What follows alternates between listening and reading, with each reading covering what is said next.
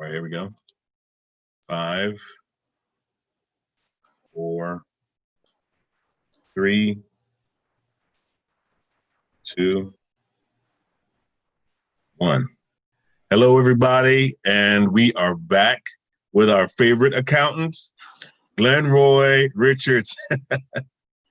Good to have you back, my friend. Good to be back. Good to be back. We had a little problem last week, Friday, when we were ready to start to talk about our startups and how they can, advice that they would need from an accountant.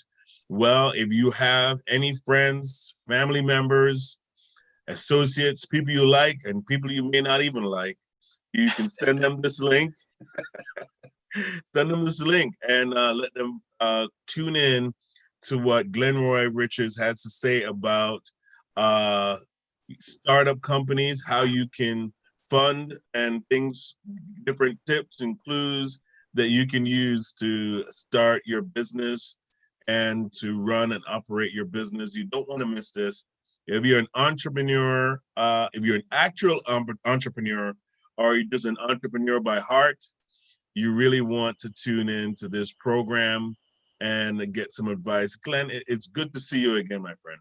It's good to be back, and it's good to see you also. Absolutely, absolutely. So, I mean, first, for those people that haven't seen you or don't know what you do, tell them a little bit about yourself real quick. Well, not much to say. I've been a CPA for almost 30 years.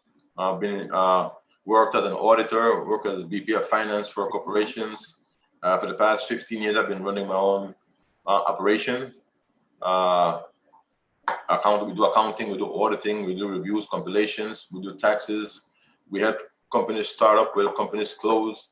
So we are pretty much a full service company when it comes to the accounting and that a company needs to have their records, their accounting financial records up to date. That's what we do. And how important would you say that is on a scale from 1 to 10? 10.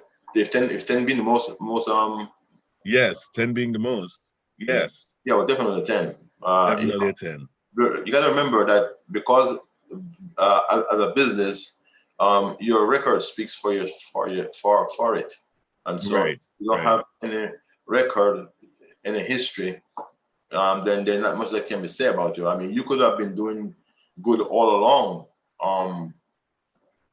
and you're profitable by all intents and purposes. But if there's no history, it's just what you say, And most creditors, most bankers, most investors, they might like you, but they want to see on paper, some sort of history, so that they can make informed decisions as to whether they want to invest in you or not. Oh, wow. Yeah. An accountant really can help with that. Oh, absolutely. Absolutely. Do accountants help with business plans? Yes, we do.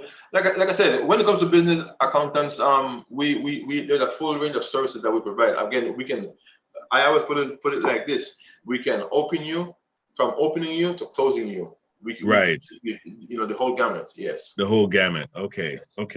Well, all right. So go ahead and give us some information now. I know you had prepared a few things, so I'm excited to hear what you have to say to our startup folks. Last week we spoke about not-for-profits, and then we spoke about for-profits. We spoke about small businesses and so forth. We spoke. If you could hold your head up a little bit, that would be great. Yeah. We spoke on the standpoint of these companies being in operations. Mm-hmm. But prior to being in operations, every company has to be at a starting point. Gotcha. It has to be at a starting point. Okay. And so we need, before a company begins operations, they have to first decide what they want to do. Mm-hmm. Starting a business can be very exciting. It can be fearful. It can also be risky and tricky. You see? True. But the rewards of starting a business and running it and growing it can be also very fulfilling. See? And so in order to do that, one must understand what it takes to start a business and what it takes to keep it running. Yes. How focused you must be on a business, and what you need to do to make the business a success. Mm-hmm. And so before we begin operations, it is very important to know what kind of business we want to be in, first of all. Okay. You got to know what you want to do. Yeah, absolutely. You need to know Mm-hmm. what you want to be in. First of all, what product do you want to sell if you're going to be a product business, or what services do you want to provide? Right. And you got to ask yourself the question: am I the only one providing these goods and services? So basically, how unique are your services? Exactly. Or okay, all right. And if you're not the only one providing these goods and services, then what's going to make you different from those who are already providing the services? Right. You see? So what's so basically you're kind of sizing up what's your competition and what do you have to offer that's basically different than your competition. Exactly. Okay. For example, let me give you an example. Mm-hmm. You're going to open a supermarket. Yeah. Okay. There are other supermarkets in the area. What is going to be so special about your supermarket that is going to attract clients from the other supermarkets? Right. Are you going to be selling the same product that they are selling, or are you going to be selling some unique products? So this is a clear thought has to be put into what you want to do before you make a decision. In other words, you've got to do your homework. Yes. You've got to do your homework. All right.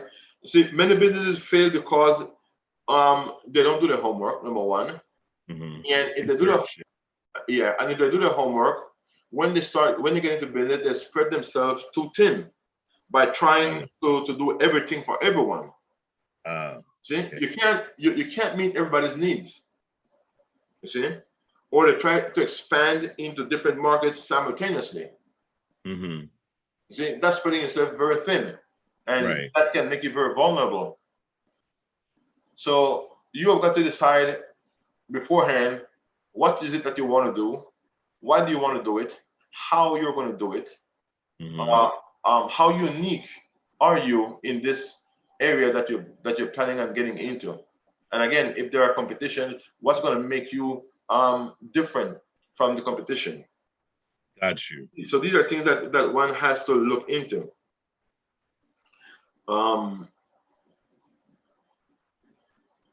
Before starting a business, in addition to those, many other questions have to be asked. You see? Many questions have to be asked. And one of the things you got to ask yourself is, how passionate am I about this, what I want to get into? How important is that? Very important.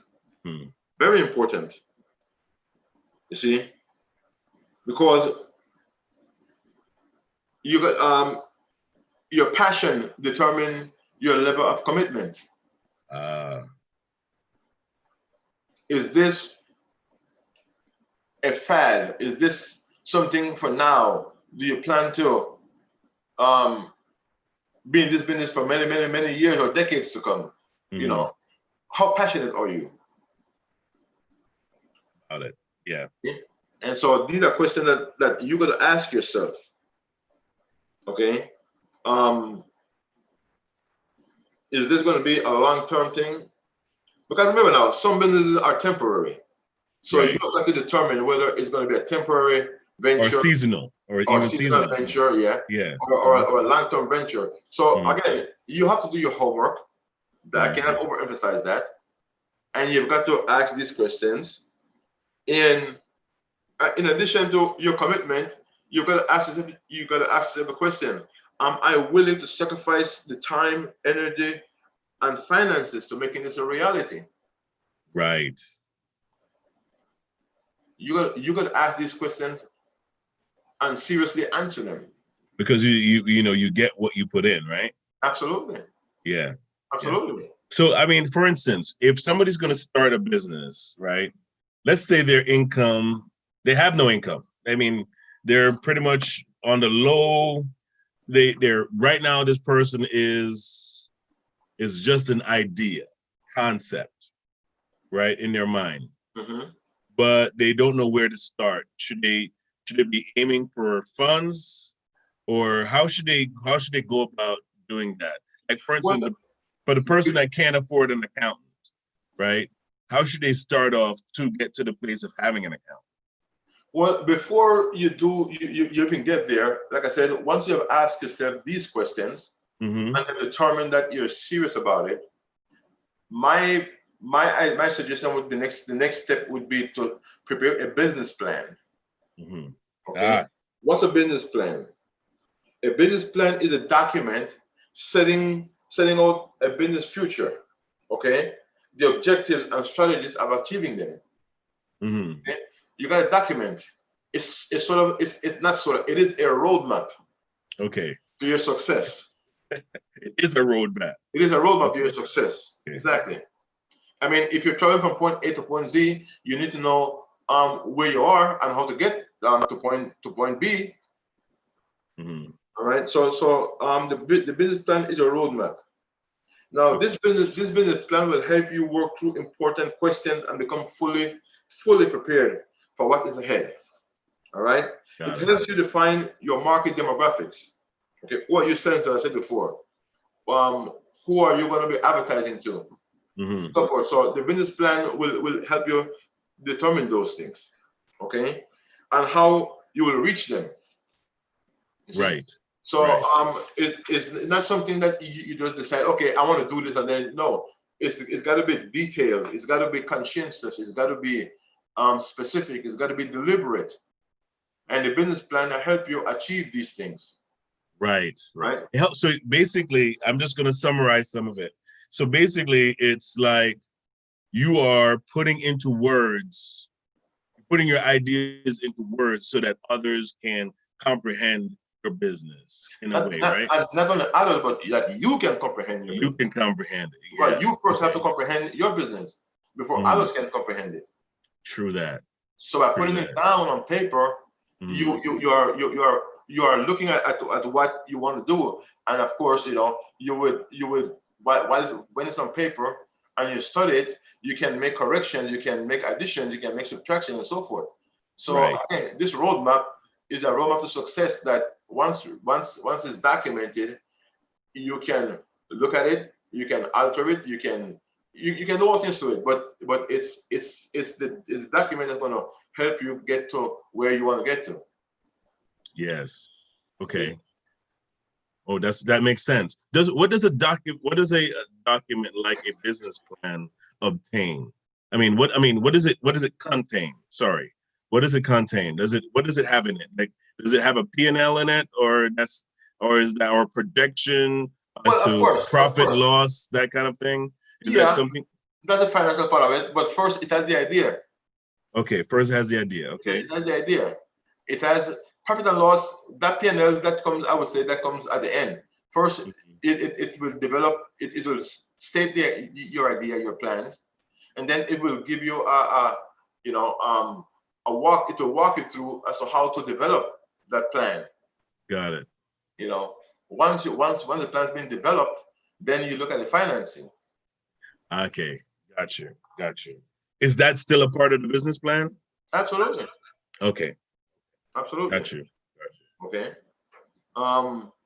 Speaking of finances, once you have developed your business plan and you know what you want to do and how you want to do it, then there is a financial part of it, which is very important.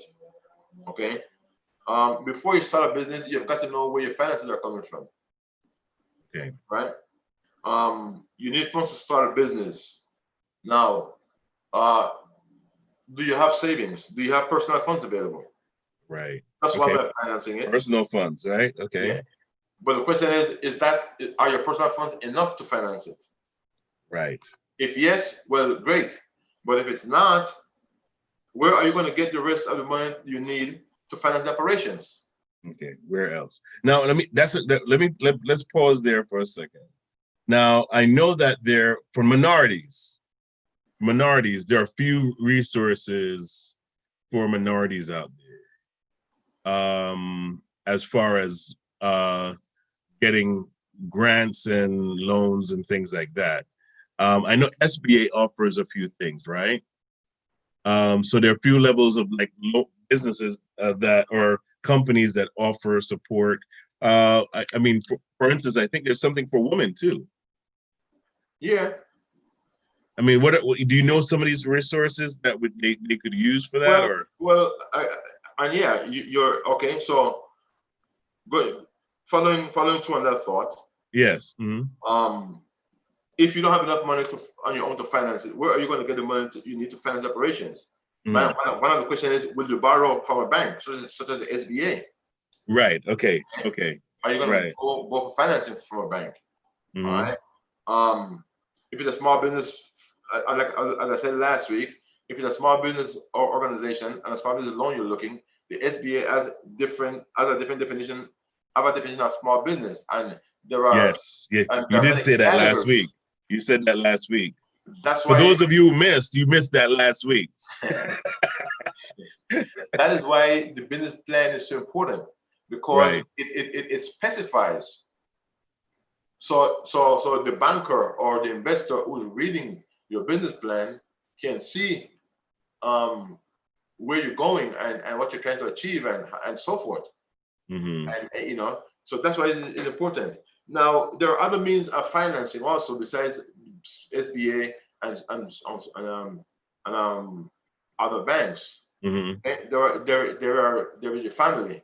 Can you get a loan from your family, from your neighbor, from your friends? These are other sources, right, of funding. But the question is, will your friends, family, and neighbor invest in your business? So, having a business plan gives more validity to what you're trying to accomplish than you just go to somebody and say, I want to start a business, lend me some money. You see? If they can see something in writing as to what you're planning on doing, then that will give more credence to what you're trying to achieve. All right? Got it. So there are many ways of financing the business. Mm-hmm. It doesn't necessarily has to be a bank. Mm-hmm. If you have family, friends, and neighbors who can buy into you, if you can sell the dream to them and they buy into it and they have the finances, the resources, that could be a very good source. If not, again, other sources, banks. Then you have like, for example, these guys on Shark Tank. These are called These are called what do you call these guys again? I'm trying to remember, the name slips me right now. But these are guys who invest in startups. Right. For a percentage. Mm-hmm. Okay. So that you have like startup investors, venture capitalist. That's the word, venture capitalist. Venture capitalist. Okay. Venture capitalist. I'm gonna look at that venture. Yeah, like for example, we have this program on TV, Shark Tank. Mm-hmm. These guys are venture capitalists, and they listen to you pitching your plan, mm-hmm. and they have to wait.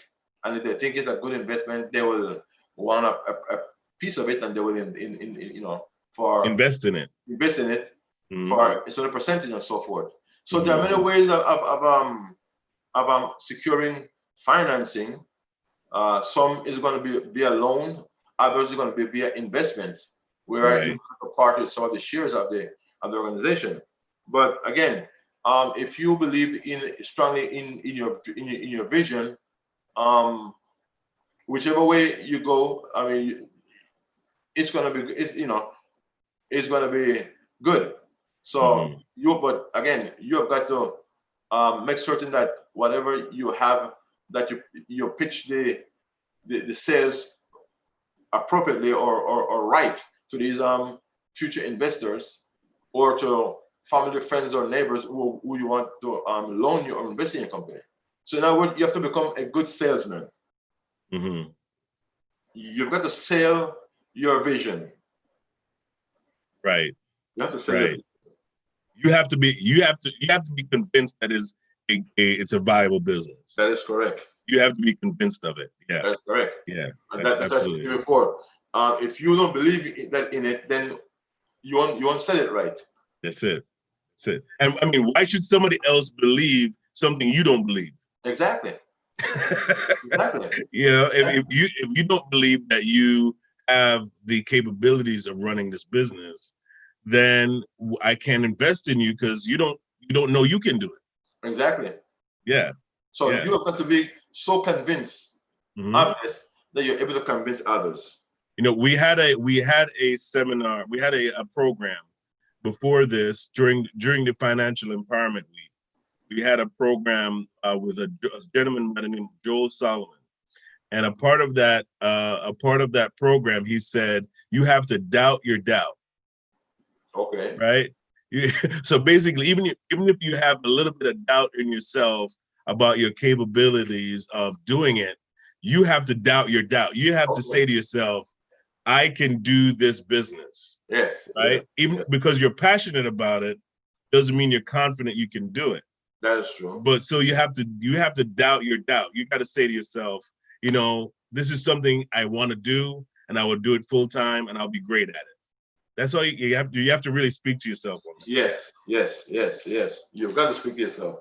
Yes, for sure. And become fully convinced that you're able and that what you're offering is so unique that others are going to gravitate to it and then make it a success. Yes. Now, once you've done that, we talked about the different business structures. Before starting a business, you've got to decide what type of business what business structure you want to have. What business structure you want to have. Okay. As I said before, there are 3 types of businesses of business structure. You have the sole proprietorship, you have the partnership, and you have the corporation. Right. Now, a sole proprietorship is simple. It's simple to set up, and it puts the owner in control of the business. Right. Like, for example, I'm a sole proprietor, so I'm fully control of this business. Right. But there are some drawbacks to that, because this type of business of ownership makes you liable for all the debts of the organization if it fails. Right. Okay. And so to avoid this pitfall, a lot of sole proprietors opt to become LLCs. Got you. Or PLLCs, you know, depending on what services you're providing. So you can start off as just a sole proprietorship, or you can start off as a sole proprietorship LLC. That's correct. Yeah. Oh. Yeah. When you start as an LLC, you can start as an LLC. If it's you alone, you're a single member LLC. That makes you a sole proprietorship. Got you. That makes you a sole proprietorship. Yes. I mean, in my perception of it was a little bit different. Okay. But which I think most people thought that if you're an LLC, then you may have to be like in a partnership. No, that's the ones I've seen. Yeah. No, you could be a single member LLC. Single member. Okay. What does that mean? What does that mean for those? That you're it. Okay. No. I mean, what is a limited? It's a limited liability company. Yes. Yes, company. Or professional limited liability companies. Okay. LLC, limited liability company. What does that? What does that benefit to do that? What's the difference if I just went straight on sole proprietorship, or if I went proprietorship LLC? Like I said, being a sole proprietor makes you responsible for all the debts of the organization. If the organization fails, the creditors are coming after you. Got you. But the LLC affords you protection from that. I see. Okay. So the LLC designation is really for protection. Okay, got you. Creditors. So it protects your company, or it protects your private property? It protects you. Yeah. You, okay. Individual. As an individual. Okay. Yes. Got it. Understood. So that's the sole proprietorship. Then you have the partnership. The partnership functions just much the same way as a sole proprietor, except that you have others who are owners. A partnership can be as little as two members, 2 people, to thousands of people. Okay. And thousands of people. Why would I want to partner with thousands of people as a partner like that? Oh well, you'll be amazed. Like, for example, like a CPA firm, for example. Okay. A CPA firm has, some of them could have hundreds of partners. The larger ones have thousands of partners. You know. So it And depends. everybody makes a profit. Everybody gets a part of Well, the profit. Is that how that works? well, that is a little more involved. That should be another session, you know. But I'm just saying. no, there are different structures, partnership structures within our Right. organization. You know, Yeah, because some are equity partners, some are salaried partners. It depends. It depends on where you are on the on echelon. this. Okay. Okay? Yeah. 'Cause when you say that, I can only picture the pie being broken up thousands of times. I mean, everybody gets $1. Hello. Yeah. But again, it depends on the structure and where you are in the partnership and so forth. But Got you. the thing is, they function much as same as pretty much the same way as a sole proprietorship. And so Yes. most partnerships opt into being an LLC also, or PLLC, professional limited liability companies, or just a limited liability company. Got Again, you. for the same thing of protecting oneself from Yeah. creditors. Yes. Got it. Got it. Then you have the corporation, which is another form of business. A Mm-hmm. corporation stands alone. In other words, a corporation is like a separate person. Got you. It's like a separate person. The owners or the shareholders, they are not liable for the death of the organization. They are not. Okay. Got you. Okay. And At so, all. not at all. Okay. The corporation is like an individual by itself. So it is responsible for its own affairs. Got it. All right. Got it. Now, Can that be one person too, or does you have to be partnered with other people for it to be a corporation? well, a corporation, you're well again. Are you a private corporation or a public corporation? Oh, okay. A lot of family corporations are private corporations, Right. and meaning that they're not exchanging shares on the exchange. Mm-hmm. Or you could be a public corporation where stocks are sold for the company. Right. So this makes you a shareholder. Yes. Yes. Makes you a shareholder. Okay. So the company is responsible for its own debts and so forth. Got Now, it. within a corporation, again, remember we're talking about now. Once you decided to go into business, which Mhm. form of corporation, which form of business you're going to choose. Right. We said if you're a partnership, you could be a single. I mean, if you're a sole proprietor, you could be a sole proprietor and an LLC. It's just you. If you're a Mhm. partnership, you could be an LLC also. Right. And if you're a corporation, are you what type of corporation are you going to be? Are you going to be a C corp, a for profit corporation, a C corp, Mhm. or are you going to be an S corp? Are you going to be a not for profit? So these are decisions that each person who's starting a business has to make. They got to look at the pros and cons of what they're trying to do Mhm. and make the decisions that best suits what they want to do. Right. Right. Some organizations is best suited to be not for profit, Mhm. while others are not. And so this is where now the person or persons who are trying to start the organization have to do their homework, look at these different scenarios, and then decide which is best for this particular organization. Mhm. All right. Got it. Got it. Got it. Okay. Now, once you have done your homework and you've Mhm. got all of these things now settled, you have to be, you have to, and you have the funding, and you decided the type of business you want to run into or to do. Now it's time to get the ball rolling. Okay. Okay. Now we mean business. You have done your homework. You have done your research. Uh-huh. You have sold the idea to whether your neighbor, family, or Mhm. whomever, bank, whatever, and everything is ready to roll now.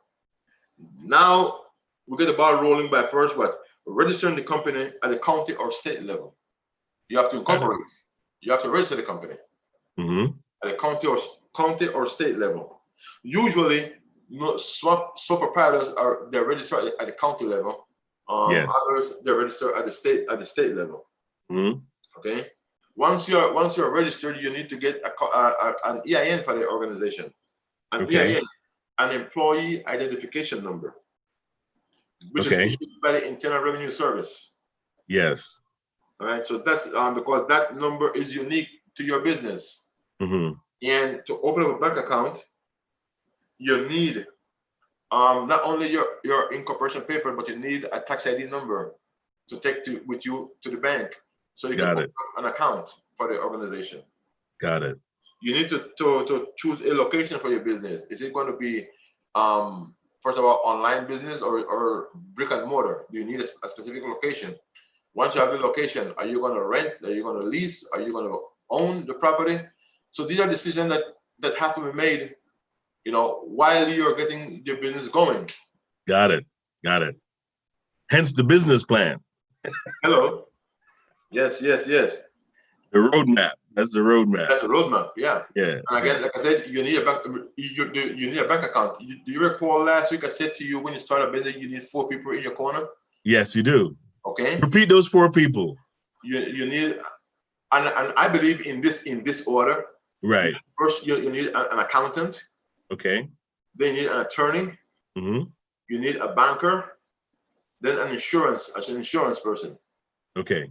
Okay. That I believe in that order. Okay. Okay. Okay. So you need to go to open up a bank account.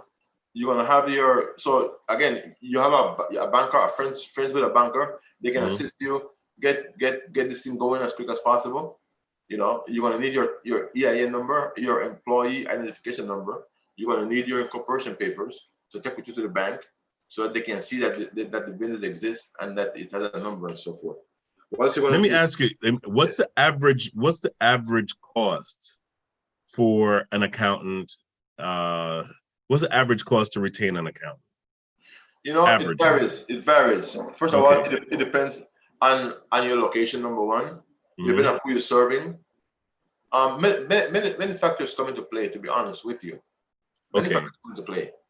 Okay. Many accountants I know, and I, for one, we do this, is that we adjust our fee according to how the client can afford us. Oh, okay. You know, Nice. Okay. sometimes a client can't afford us.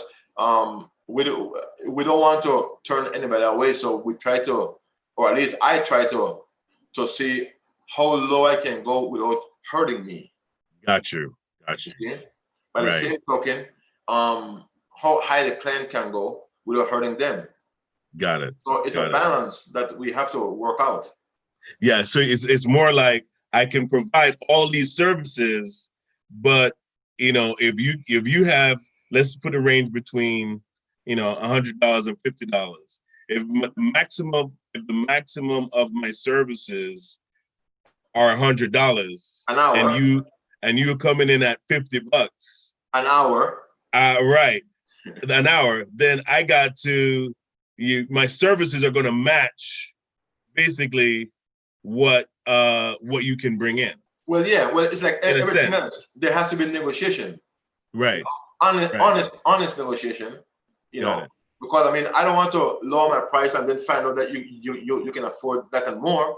Right. But then it's going to lead to bad feeling, and vice versa. Right. But what if just like you're talking about with the startups, right? And we're talking to startups today. So what if the person doesn't even know how much they can make, but they have to reserve an accountant, right?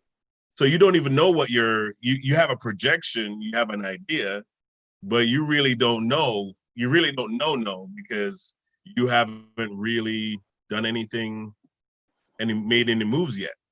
Well, part of any business, whether you're in operation or you're starting up, part of that includes a budget. Okay. You have that's I want you to hit that. Yes. You have an operation budget. You have a startup budget, and so forth. So these numbers are quantified in the budget to determine how much you can and cannot afford. Therefore, that's why I said it's important to do your homework in other. And what a lot of accountants would do if you're a startup company and they see potential, they will work with you Right. with the expectation that as the company gets bigger and more profitable, then so will So with their, billing, yeah, exactly. Right. Got it. you know. Yeah. So that's why, like I said, we try not to write anybody off.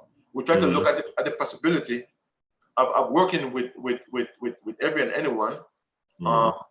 and try to accommodate them where they are, with the expectation that as they grow, so will we grow. Got you. It's a partnership. Partnership. It's a It's a partnership. partnership. On that note, I'm going to put that information out there. Okay, you see Glenroy's information on the banner. It is Richards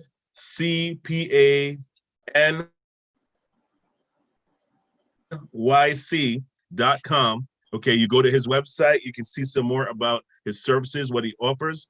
I don't have a phone number up, Rich. Give the folks a phone number that they could reach out to you. Yeah, they can reach me at 718 Mhm. 221 1282.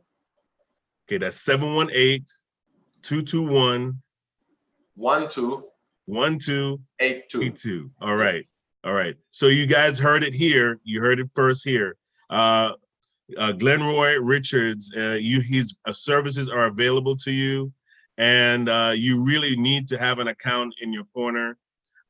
We know that it's important for us to think outside the box. Those of you who are not working right now, and those of you who seem you've had a passion in your heart to do and work a business, but you just don't know how to get started. This is why we have these programs. We have these programs not just to help you as far as figuring out what you need to do, but just being able to empower you to start your business, start your idea. If Yes. you don't start it, it won't start. Or Okay. somebody else will start it for you. Or somebody or somebody else will start it for you. So that's why our company's here, Phoenix National Business Group. That is why we are here. We are here to help you to grow your business because, as our motto says, when you win, we win. Right. So we want to see those of you out there watching to, start your idea, start your company, no matter what age you are.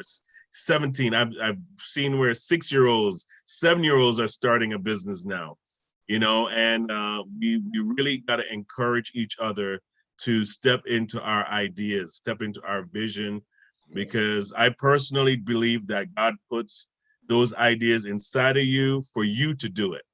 Yes. Right. And so you have to step out there and do what your destiny calls you to do. And don't be afraid, because guess what? If somebody's going to do it. Yeah. Somebody's going to do it. And so this is an encouragement to those of you who seek to start your business. Reach out to Glenroy. Okay. Get some information. Don't be afraid to ask. Is it free to ask questions, Yeah, Rich? absolutely. Okay, so Absolutely. yeah, You feel know, free to call him and ask questions.